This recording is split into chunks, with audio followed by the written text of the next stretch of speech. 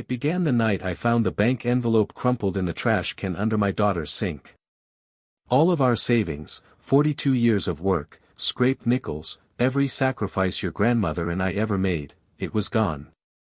Not misplaced, not stolen by strangers. No, it was signed away, drained into the pockets of her boyfriend, a slick man with eyes too quick and hands too dirty. A man already whispered about in town for running scams and worse. When I confronted her, she didn't even flinch. "Dad, you don't understand. He needs it for business."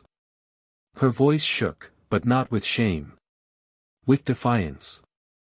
She stood there defending him as though he were her savior, while I stood hollow, realizing my own child had gambled away my future. But it wasn't me who made her see the truth.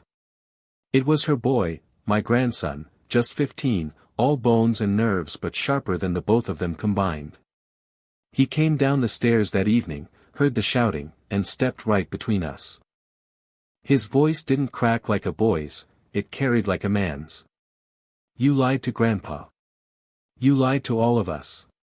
And you picked him over family." I'll never forget the way she froze, her lip trembling, and that criminal boyfriend of hers trying to sneer it off, like he could laugh his way through a storm. But my grandson didn't back down. He pulled out the receipts he'd dug up on his own, proof of the man's arrests, unpaid debts, all the filth swept under the rug. He slammed them on the table so hard the glasses rattled. "You used us," he said, staring dead at the boyfriend. "And you used my mom. You think you're tough, but you're just a coward who hides behind women's wallets." The man tried to speak, but the boy didn't let him. "I'm 15. I don't have money. I don't have power.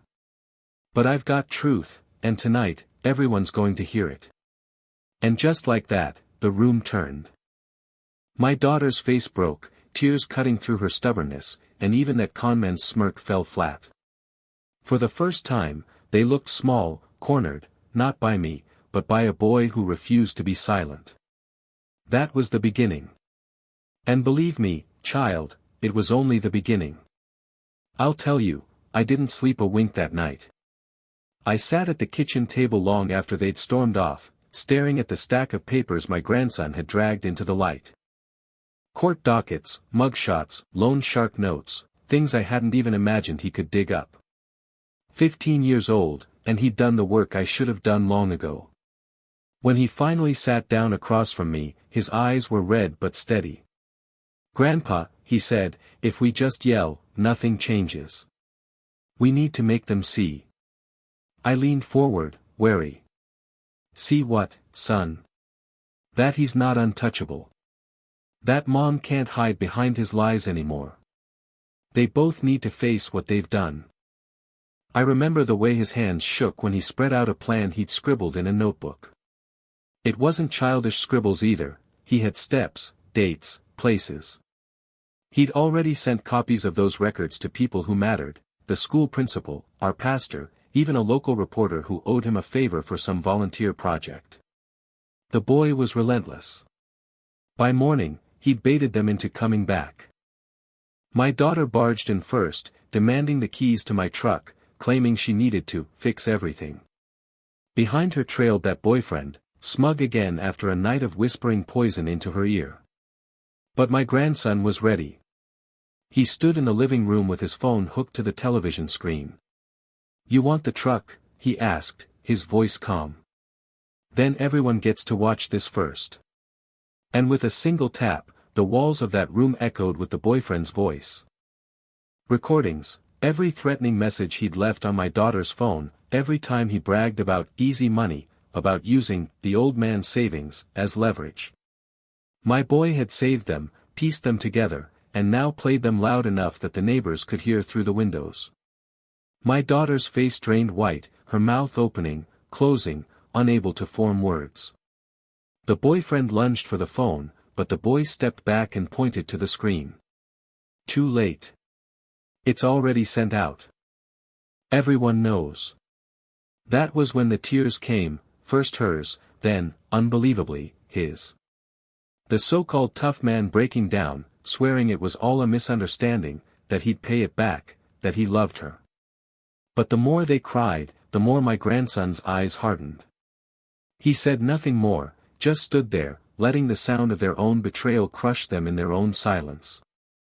And I just sat in my chair, watching the two of them unravel. But that wasn't the end. Oh, no. That boy had another move in him, one even I didn't see coming. You'd think shame might have been enough. You'd think the tears in their eyes after the truth came out would have cooled my grandson's fury. But that boy, no, he had something sharper in him. Something that reminded me of his grandmother, quiet, deliberate justice. He told them both to sit down. Not shouted, not begged. Just told them, like a man who'd already won. And would you believe it, they did. My daughter, shoulders trembling, and that boyfriend of hers, trying to keep his chin high but looking more like a whipped dog than a criminal. Grandpa raised you, my boy said to her, and you threw it all away. You spent his money on him. He jabbed a finger toward the boyfriend. So here's what's going to happen, you're both going to pay it back. Not with words, not with promises. With work. The boyfriend scoffed. What, you gonna put me in chains? My boy didn't blink. He reached down, pulled a folded paper from his pocket, and laid it flat on the table. I leaned forward and nearly laughed. It was a printed flyer for the local diner, one I'd taken him to since he was little. Help wanted, kitchen staff. You start tomorrow, my grandson said. Minimum wage. No excuses. The man tried to laugh, but the sound died in his throat when my grandson held up his phone again. Or I send this to the police. Every last recording. Every arrest record. Every scam. His voice was cold. You want prison, or you want dishes? Choose. And then, he turned to his own mother. His face softened for a moment, but his words cut sharper than any knife. And you're going to move back here. With us. No boyfriend. No excuses. You're going to take care of Grandpa the way he's taken care of you your whole life. She tried to protest, tried to mumble about love and mistakes, but he didn't let her. Love doesn't empty bank accounts, Mom. Love doesn't lie. You're either with family, or you're out there with him, scrubbing plates side by side. I swear to you, the silence in that room was heavier than stone. They both sat there, two grown adults, staring at a boy who had stripped them down to nothing but their choices. The boyfriend finally muttered, "Fine. I'll do it." My daughter's tears came again, but softer this time, broken. She just nodded, unable to meet my eyes. And my grandson? He leaned back, folded his arms, and said only one thing. Good. Then justice begins tomorrow. The next morning, I expected things to calm down. Maybe a quiet breakfast, maybe the sound of that boyfriend dragging his sorry hide down to the diner. But instead, I was woken by the sound of my grandson's voice, firm, steady, coming from the front porch. He was on the phone. I stepped closer and heard the words that made my stomach knot. "Yes, officer, I have recordings. Yes, I can send them to you right now." My heart stuttered. The boy had gone further than I thought. He wasn't just playing judge inside our house. He was bringing the law down on them. When he hung up, he turned to me, his eyes bright but hard. "Grandpa, I sent it all. The police said they've been after him for a while, but never had enough proof. Now they do. I wanted to stop him. Part of me thought, this is my daughter. My blood. Do I really want to see her dragged into this? But another part of me, an older, wearier part, knew it was the only way to cut her free from that man's grip. It wasn't even noon when the police car rolled up in front of my house.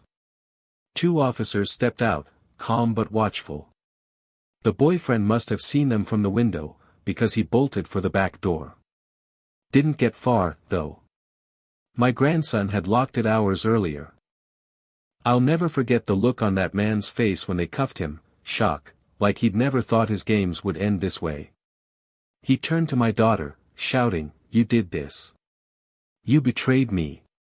But my boy stepped in front of her and said, clear as day, "No. I did." The officers took him away, and the house went quiet except for my daughter's sobbing. She dropped to her knees, clutching her face. "I thought he loved me, Dad. I thought." I didn't have words for her. But my grandson did. "Love doesn't steal, Mom. Love doesn't hurt family. You forgot that." But I didn't. She looked up at him then, like seeing him for the first time. Not as her son, but as something stronger. Someone who'd done what she couldn't. That night, she stayed in her old room, the same room she'd slept in as a girl. The house felt different, quieter, heavier, but also, cleaner. Like the rot had been pulled out into the light. Still, I couldn't sleep. Because I knew this wasn't the end. A man like that doesn't go quietly, not with the kind of people he ran with. And sure enough, by the end of the week, we had a knock on the door that changed everything. It was 3 nights after the arrest. The air was heavy, summer storm rolling in, wind rattling the loose shutter by the kitchen window. I was half dozing in my chair when the knock came, 3 sharp raps, too hard for a neighbor, too late for a visitor. My grandson was upstairs, but he came down quick, pulling on a hoodie, eyes alert. We exchanged a look, the kind you don't need words for. I opened the door, slow, careful. 2 men stood there. Broad-shouldered, rough, eyes that never stopped scanning. Strangers, but I knew their type. The kind who carry other people's debts like weapons. "Evening," the taller one said, his voice flat. "We're looking for Travis. The boyfriend." "He's not here," I answered, keeping my voice steady. "Yeah, we heard," the shorter one said.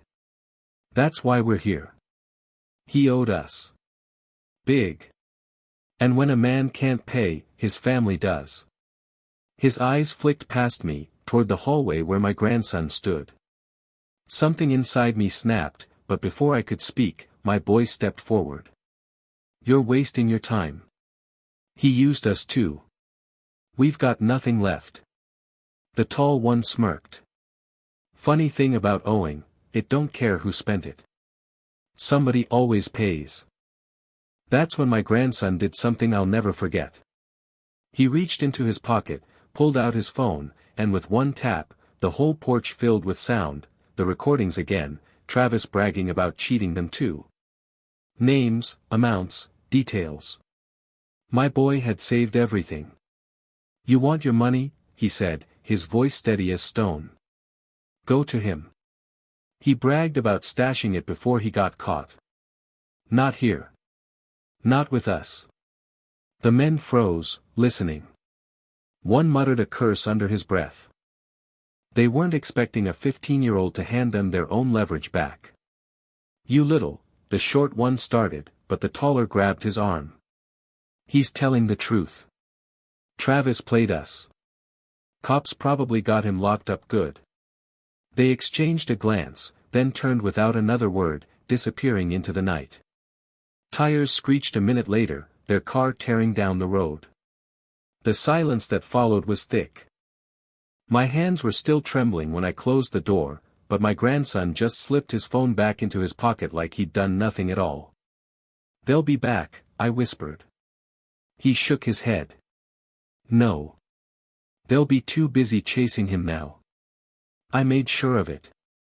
And for the first time in weeks, I saw it, something like peace in his eyes. But peace doesn't last long in this family. The very next morning, a letter arrived in the mailbox. No return address. Just a single line inside, typed, neat, cold. "You'll regret this." The letter sat on the table like it had teeth. Plain white envelope, no return address, one sentence inside, "You'll regret this." Amazing how 7 little words can feel heavier than a gun. My daughter picked it up again, her hands trembling. "Dad, this isn't just talk, is it?" They're really coming for us. I didn't answer her right away. I was watching my grandson. He wasn't shaking. He wasn't crying. He was leaning forward, elbows on his knees, studying that slip of paper like it was a chess move. And I could see it in his eyes, he was already thinking 5 moves ahead. "Mom," he said finally, his voice low but sharp, "if they wanted us gone, they wouldn't send a letter. This is fear. They're trying to push us back into the dark.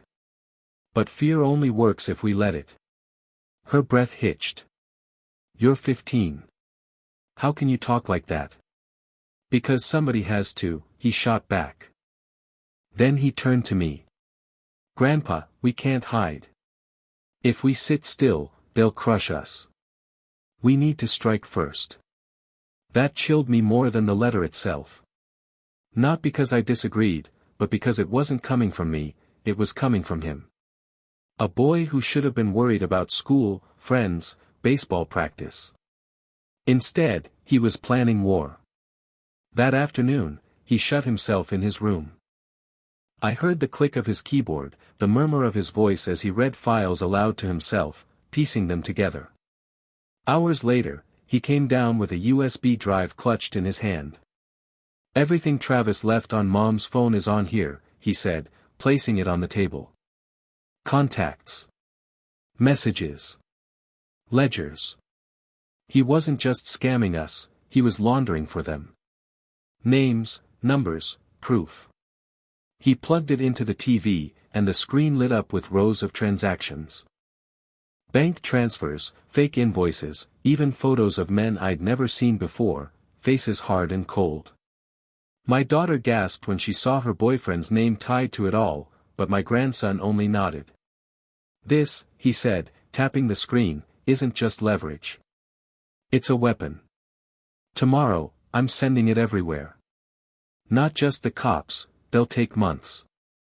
I'll send it to the news, the schools, the church groups, everyone. Once it's out, they'll have nowhere to hide." My daughter's voice cracked. "But they'll know it came from us. From you." He didn't flinch. "Good. Let them know. Let them see they were beaten by a 15-year-old who won't back down." His words hung in the air, heavy as thunder. That night, while the storm rattled the windows, he pressed send.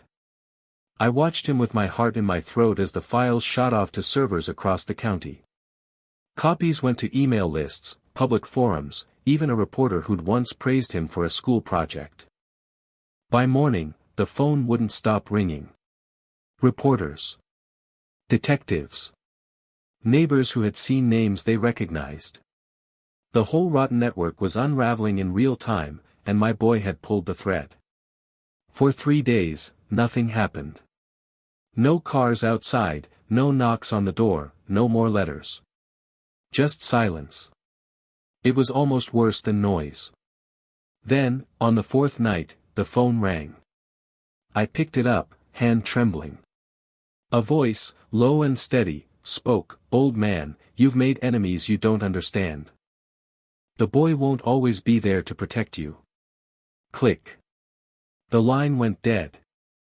I stood there, the dial tone buzzing in my ear, until I realized my grandson was behind me. He'd heard it all. And do you know what he said? Calm as stone, like he'd been waiting for this moment. "Don't worry, Grandpa. I've already set the trap." The morning after that phone call, I found my grandson already awake, sitting at the kitchen table with a notebook open, scribbling diagrams and lists like a general planning a battle. He looked up at me, calm, almost too calm. "They'll come, Grandpa," he said. "They always do after a warning. But this time, we'll be ready." I sat across from him, uneasy. "You're talking like you've done this before." He gave me a half smile, one that didn't belong on a boy's face. "I've been learning. They use fear. So we'll use exposure." That afternoon, he dragged me out to the garage. He'd set up an old laptop, a couple of cameras I didn't even know we owned, and wires strung up like some kind of science project. Hidden surveillance, he explained.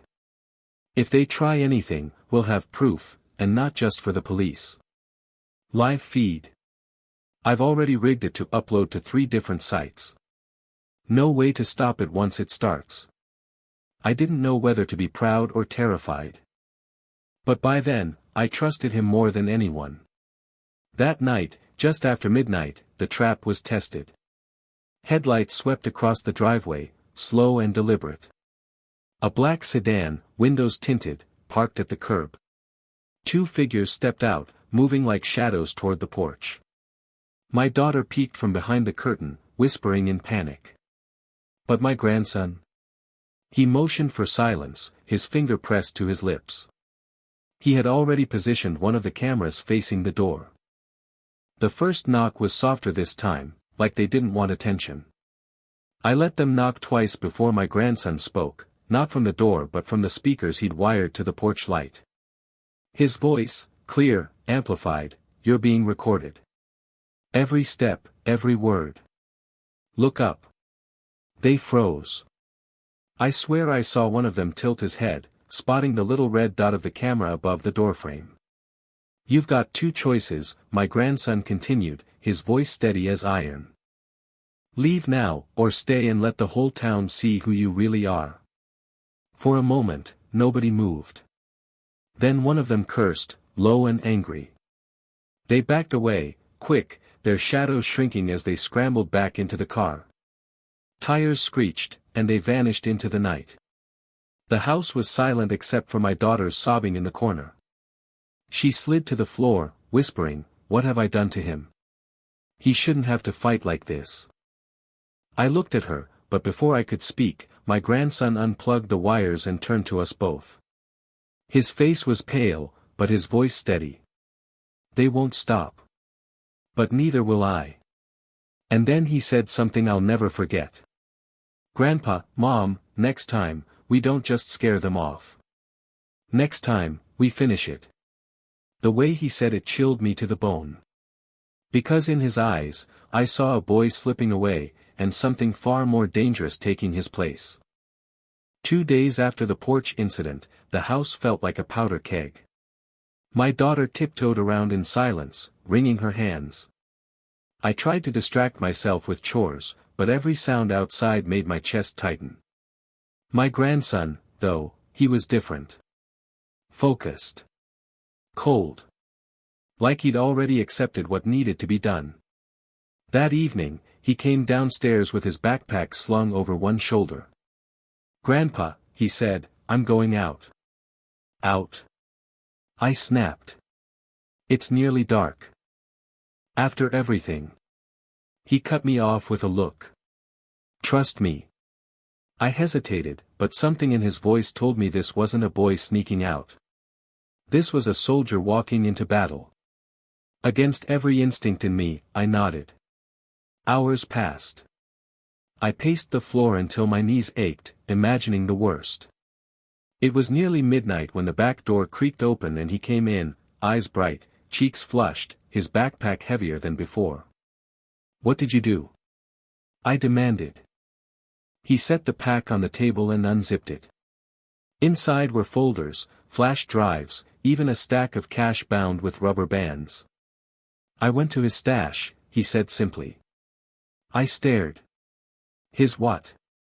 "Travis kept everything in a storage unit," he explained. "I found the key on Mom's keychain weeks ago. It wasn't hard to track down the right one. Tonight, I emptied it." I couldn't breathe for a moment. Papers spilled across the table, contracts, fake IDs, ledgers with names and numbers that stretched far beyond anything I'd imagined. The cash, dirty money, no doubt, was only a fraction of it. The real treasure was the evidence. "This," my grandson said, tapping a ledger, "is enough to bury them all. Not just Travis, but every man he worked with. Their entire operation." My daughter gasped. "But they'll come for us." He shook his head. "No. By morning, it'll all be out there. Every file is already uploading to a dozen different servers. Once it's live, it can't be stopped." I sank into my chair, torn between pride and dread. He had done what I never could, he'd struck back, hard, and there was no undoing it. The next day, the town was buzzing. The papers printed names. The police raided homes. Sirens wailed from dawn till dusk. And in the middle of it all, my boy sat calmly at the kitchen table, sipping orange juice like it was just another school morning. "Grandpa," he said softly, so only I could hear, "they're finished. But this isn't over. People like that always have long shadows. And when they come looking." He glanced toward the window, where storm clouds gathered again. "We'll be ready." When the storm finally broke, it didn't feel like victory.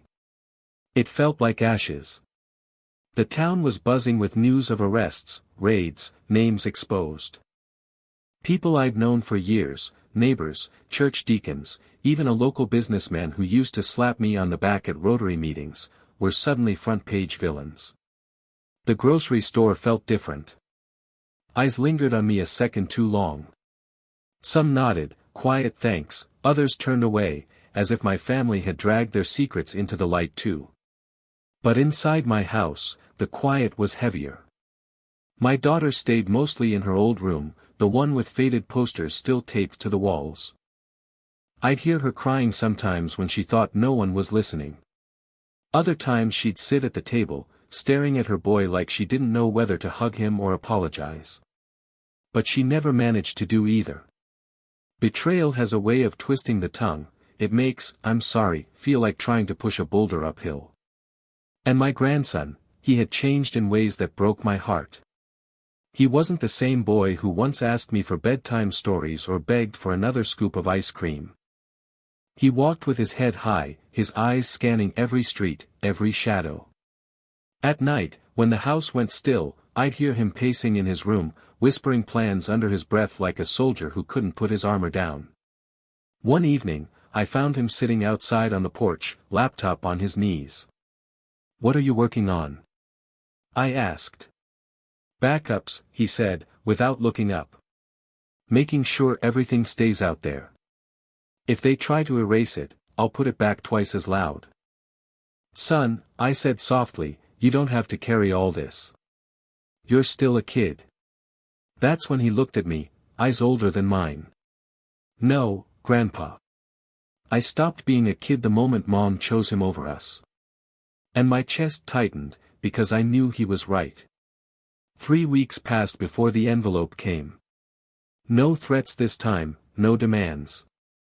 Just a single photograph of Travis, dressed in prison blues, standing in front of a chain-link fence. He was smiling. On the back, one word, scrawled in block letters, "Waiting." I showed it to my grandson. He didn't flinch. Didn't even blink. He tucked it into a folder on his desk, already thick with files and notes, and said calmly, "Good. Then he knows I'll be waiting too." That night, I sat on the porch alone, listening to the crickets hum in the grass and the distant rumble of trains rolling past town. My hands shook, not from age but from the weight of it all. Revenge had saved us, yes. It had stripped away the rot, exposed the lies, crushed the predator who bled us dry. But it had also stolen something I could never get back. My daughter had lost her innocence. My grandson had lost his youth. And me? I'd lost the comfort of believing that family love was enough to keep us safe. Still, as the night grew darker, he came and sat beside me. He didn't say a word, just stared out at the road, eyes steady, hands still. And in that silence, I realized something. He wasn't just my grandson anymore. He was my shield. And though the world beyond our porch was filled with shadows waiting to swallow us whole, I knew one truth I could carry to my grave. The boy had inherited my blood, my fight, and my fire. And whatever storms came next, he wouldn't just survive them. He'd finish them.